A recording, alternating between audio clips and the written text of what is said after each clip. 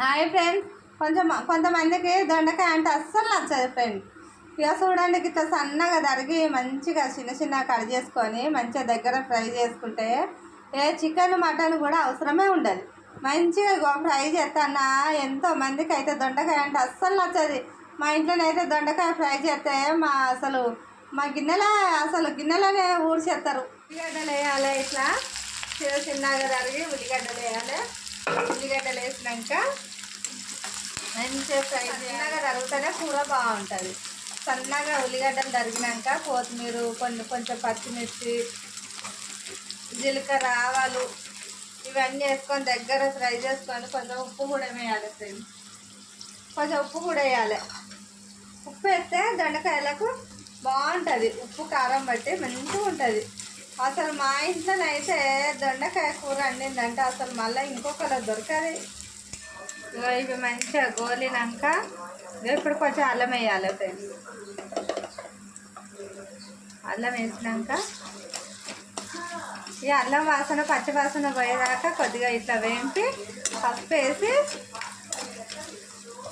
మళ్ళీ దొండకాయ వేయాలి. దొండకాయ పసుపు వేస్తాను.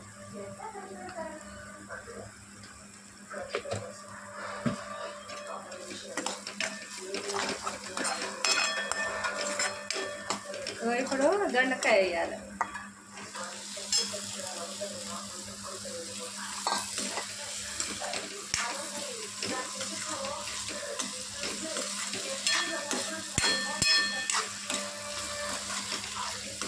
దొండకాయ చిన్న మంట మీద ఆవిరి మీద ఉడకబెట్టాలి. మంచిగా ఉడకబెడితే ఎంత బాగుంటుంది. ఇట్లా 15 నిమిషాలు నూనెలో మంచిగా దగ్గర చిన్న మంట వినబెట్టి మంచిగా ఫ్రై చేయాలి.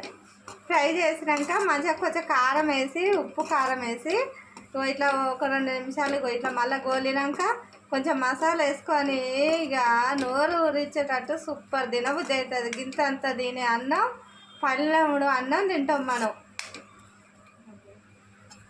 ఇక ఇట్లా మంచిగా 15 నిమిషాలు మంచిగా ఉడికించుకున్నాక మంచిగా ఉప్పు కారం వేసుకొని మసాలా వేసుకొని మంచిగా తింటాను.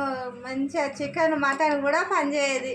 మంచిగా ఇట్లా చేసుకొని తింటాంట. నువ్వు చికెన్ కూడా ఊక దొండకాయ కూర తెచ్చుకొని తినాలి. దొండకాయలు తేవాలి, ఫ్రై చేసుకొని తినాలి.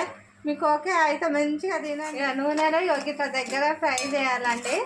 చేసినాక ఉప్పు కారం వేసిన కొంచెం దించే ముందు కొంచెం మసాలా వేసి మంచిగా దించుకొని తింటే మంచిగా ఉంటుంది. చూడండి ఫ్రెండ్స్, మీకు ఇష్టమైతే లైక్ కొట్టండి, కామెంట్ కూడా చేయండి.